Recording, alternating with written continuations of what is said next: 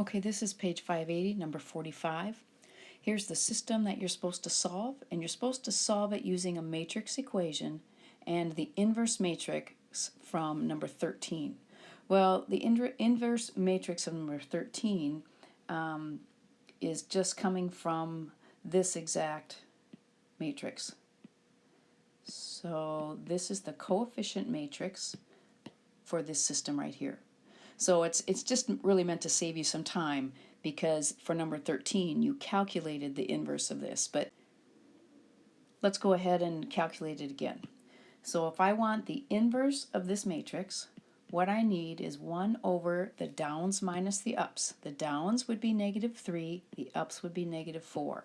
So I've got -3 minus a -4.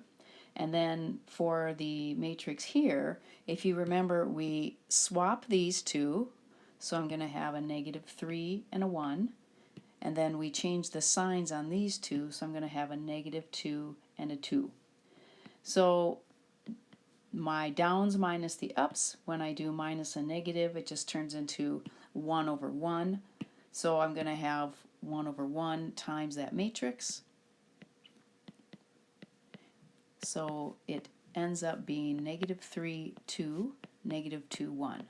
Now in order to finish this problem, we need to remember our matrix equation x equals A inverse times B.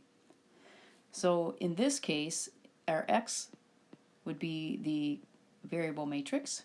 Our A inverse we just discovered here is -3, 2, -2, 1. And then our constant matrix is 5, 10. So I'm going to put that down here so that I have a little more room. Here's my variable matrix. Here's my A inverse, which we calculated. And then here's my constant matrix.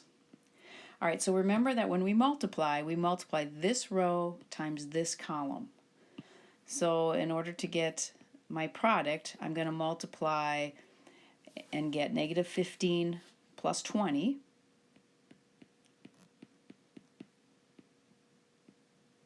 And for my second row, I'm going to multiply these terms times these terms, and I get -10 plus 10. So that's what my variable matrix equals.